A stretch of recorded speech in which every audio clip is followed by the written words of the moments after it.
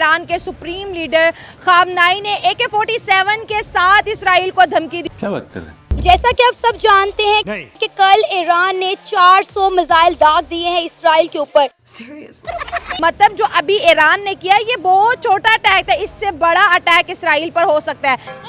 कोई जानी नुकसान तो नहीं हुआ, लेकिन इसराइल ने ऑलरेडी बोल दिया है कि हम ईरान के एनर्जी सोर्सेज को डिस्ट्रॉय करेंगे। हमारी अब हालत नहीं है वो वाली, इंडिया की है। इसका कारण क्या है? उनकी जीडीपी और हमारी जीडीपी में जमीन आसमान का फर्क है। उस तरह के 10 पाकिस्तान ला सकते हैं। अच्छी बात कही है, प्यारी बात कही है, दिल खुश करने वाली बात कही है, लेकिन थोड़ी सी कंजूसी बरत गया ये पोर की। और नहीं तो क्या, उनकी जीडीपी और हमारी जीडीपी में जमीन आसमान का फर्क है। उस तरह के 10 पाकिस्तान ला सकते हैं। 100 बोल बेटा, बल्कि और भी ज्यादा बोल सकता है। आज की डेट में 100 पाकिस्तान भी मिलकर भारत का मुकाबला नहीं कर सकते। बिल्कुल बिल्कुल कोई दो राय नहीं। वैसे तो ये झोपड़ी वाले भारत के साथ हर दिन मुकाबला करते हैं, हर दिन कंपैरिजन करते हैं, लेकिन अभी ये इसलिए कर रहे हैं। इंडिया के foreign minister doctor S Jaishankar Pakistan के विजिट पे आ रहे हैं। फिर बहुत ही बड़ी खबर है। जी हाँ, आप बिल्कुल सही सुन रहे हैं। जब से ये खबर आई है पूरे पाकिस्तान के मेन स्ट्रीम मीडिया पे इसी का जिक्र किया जा रहा है। बिल्कुल आना चाहिए, क्योंकि इंडिया हमारे अंदर बिल्कुल रच बच गया हुआ है। हाँ, और यहाँ पर पाकिस्तान अपनी अपॉर्चुनिटीज तलाश रहा है कि हो सकता है उनके आने के बाद पाकिस्तान की गरीबी मिट जाए। एग्जैक्टली। IMF के तलवे ना चाटने पड़े। एग्जैक्टली। वर्ल्ड बैंक की क्या औकात है जब भारत हमारे साथ है। एग्जैक्टली। क्योंकि हमारी एक आदत है हर फोरम पर जाकर कश्मीर का नाम एक दफा जरूर लेना। तो भाई पाकिस्तान में चल रही है इन दिनों डबल दिवाली।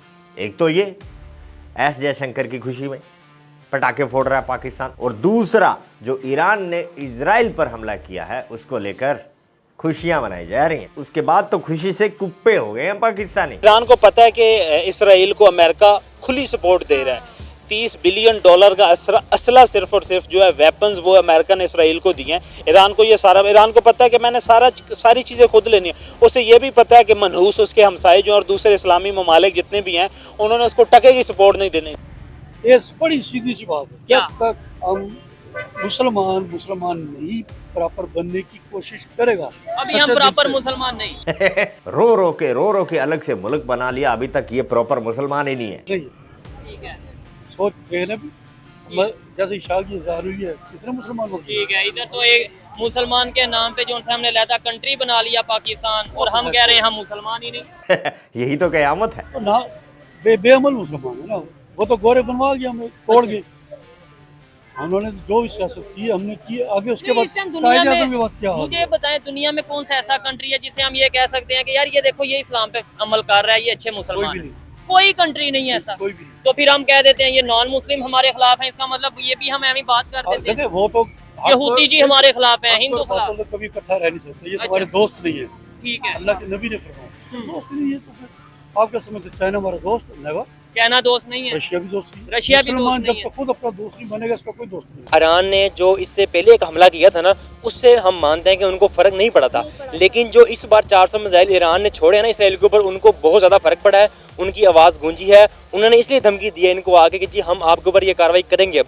लेकिन मैं आपको बता रहा हूँ कि वो जो हम मानते हैं इसराइल बहुत बड़ा पावरफुल कंट्री है, वो बहुत ताकतवर रखता है, ताकत रखता है हर हवाले से, ठीक है ना।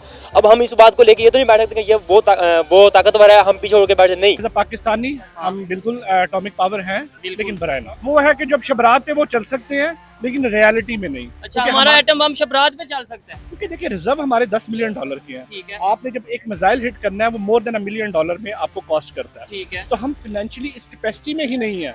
हम बात तो करते हैं हमारे पास गोरी है, हमारे पास ये मिसाइल है, लेकिन उसको चलाने के लिए आपको रिसोर्सेज चाहिए। इनके पास कार तो है, लेकिन उसमें डालने के लिए पेट्रोल नहीं है। हमारी अब हालत नहीं है वो वाली, ठीक है। इंडिया की है। उनकी जीडीपी और हमारी जीडीपी में जमीन आसमान का फर्क है। उस तरह के 10 पाकिस्तान ला सकते हैं। तो मेरा ख्याल है कि ईरान का ये हमला मिडिल ईस्ट के लिए बड़ा गलत साबित हो सकता है, क्योंकि अगर हम देखें तो 1969 में आई थिंक जब इजिप्ट, लेबनान और जॉर्डन ने मिलकर अटैक किया था, तो उस वक्त वो इसराइल का कुछ उखाड़ नहीं सके थे। तो अभी जब वो इतना पावरफुल हो चुका है, उसके पास US भी है, उसके पास मतलब ब्रिटेन भी ने भी रिसेंट जब ईरान ने उसके ऊपर हमला किया तो ब्रिटेन भी ये कह रहा है कि हम ईरान की इस हमले की मज़ामत करते हैं। तो इतनी पावर के बावजूद हमें नहीं लगता कि शायद इस ईरान जो इसराइल को फतेह कर सकता है। ईरान ने यह साबित किया है कि काफिर जो है वो शमशीर पे भरोसा कर रहा है और उसने अपने रब पे भरोसा करके उसने हमला किया है।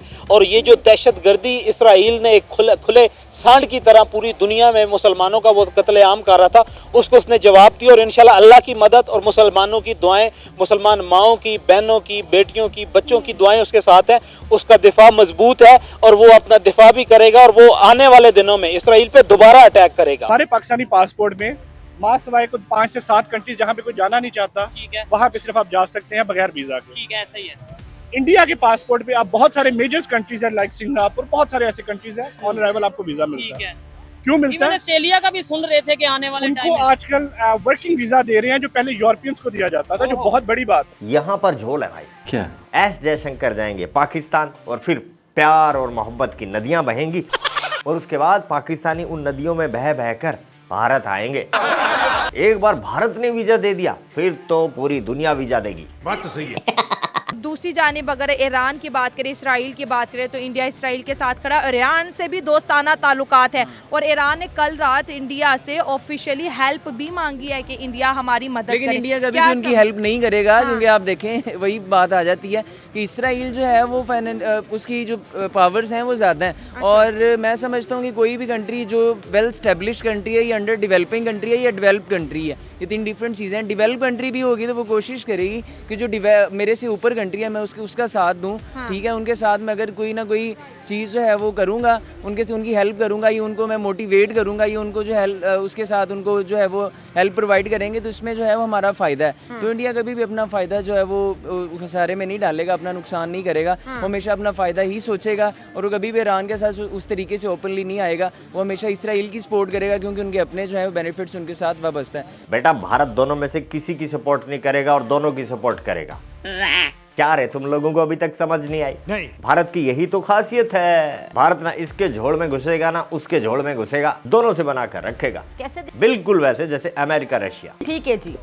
असल में बात यह है कि इस वक्त सारी दुनिया में उम्मत मुस्लिमा जो कमज़ोर जा रहा है, इसकी वजह ये है कि ये जो बैरून यहूद और हनूदियत है वो सारे मुतफिक हैं। अच्छा, इसकी पॉलिसी है ये है कि मुसलमान जहाँ जहाँ भी उसको ज़ेर ज़बर करे। अच्छा, जहाँ पे भी मुसलमान मिले मार दो। बिल्कुल। जब तक उम्मत मुस्लिमा उनके लीडरान गैरतमंदी का मुजाहरा नहीं करेंगे, इसी तरह मार पड़ती रहेगी। जब जवाब मिल गया तो इंशाअल्लाह ताला खामोशी हो जाएगी।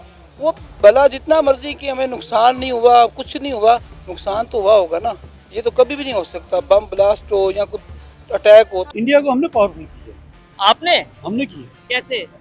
आप देख लें 71 में हमने क्यों उसको पावरफुल किया, अपने करतूतों की वजह से। ठीक हो गया। खैर से 65 में भी बड़ा कुछ हमने किया। 48 में क्यों में मार पड़ी है। हाँ। जब हम श्रीनगर की पहाड़ियों तक पहुंच गए थे, हाँ। वो कौन सी ऐसी वजह है कि श्रीनगर सिर्फ पहाड़ उतर के कब्जा कर रहे हैं, उन चोटियों पे पहुंच गए तो फिर बाद में मार पड़ेगी, पीछे क्यों आए? ठीक है, बगैर मार खाए पीछे हैं। आप ईरान को देखने जाके इसराइल ने पहले जो हमला किया वो ईरान का चीफ मिनिस्टर मर गया वहां पर, ये देखा ना आपने। उसके बाद ईरान ने अब बोला, ईरान के चीफ मिनिस्टर अब जो कसम खाई है, कहता है हमने आपका बदला ना लिया ना, हम भी अपने माँ के बेटे नहीं है। इसी वजह से अगर वो ईरान को फर्क पड़ भी करना, ईरान पीछे नहीं हटने वाला। ईरान को ठीक है धमकियां बहुत मिली हैं, अमेरिका ने भी धमकी दिया बैठकर। अमेरिका ने ये बोला है ईरान को कि आप हमला ना करें, हम वरना आपको कार्रवाई भुगतनी पड़ेगी। ईरान के जो सुप्रीम लीडर हैं अली खमैनी उनका नाम है, उन्होंने AK-47 ऐसे हाथ में रख के लहरा के इसराइल को मैसेज दिया और ये कहा ये जो हमने अभी रिसेंटली अटैक किया इसराइल पे, ये तो सबसे मिनिमम सबसे छोटा सा अटैक था, हम तो अभी बहुत बड़ा अटैक करेंगे और कुछ दिन बाद इसराइल रहेगा ही नहीं। आपको लगता है कि ये सिर्फ डायलॉग है या आपको लगता है कि ये ऐसा हो सकता है? मैं अगर अपनी बात करूं, मुझे नहीं लगता कि ईरान अकेला कुछ कर सकता है। बस शायद ये असल में बात ये है कि अगर अरब कंट्रीज जो है इस पर अगर थोड़ी सी भी गैरत होती, अच्छा थोड़ी सी वो इसमें जो है ना सऊदीया इस्लाम का थोड़ा सा खंड भी इसमें होता ना, अच्छा, तो शायद जो इसराइल है ना, इसराइल का बाप भी कुछ फलस्तीन का नहीं कर सकती। अबे मौलवी, अरब देशों में तो गैरत नहीं है, तुम लोगों में तो बहुत गैरत है। और नहीं तो क्या? जाओ इजराइल बॉर्डर, तुम तो सुपर पावर हो ईरान से भी बड़ी। एग्जैक्टली। दिखा दो तारे इजराइल को। अभी टेंशन मत लो, डॉक्टर जयशंकर आ रहे हैं, उनके स्वागत की तैयारियां करो बेटा। बिल्लो को तैयार करो, बोलो रिहर्सल कर ले मुजरे की। तो दोस्तों आज के लिए बस इतना ही। दरबार खल्लास, मिलते हैं नेक्स्ट वीडियो में। जय हिंद, जय भारत।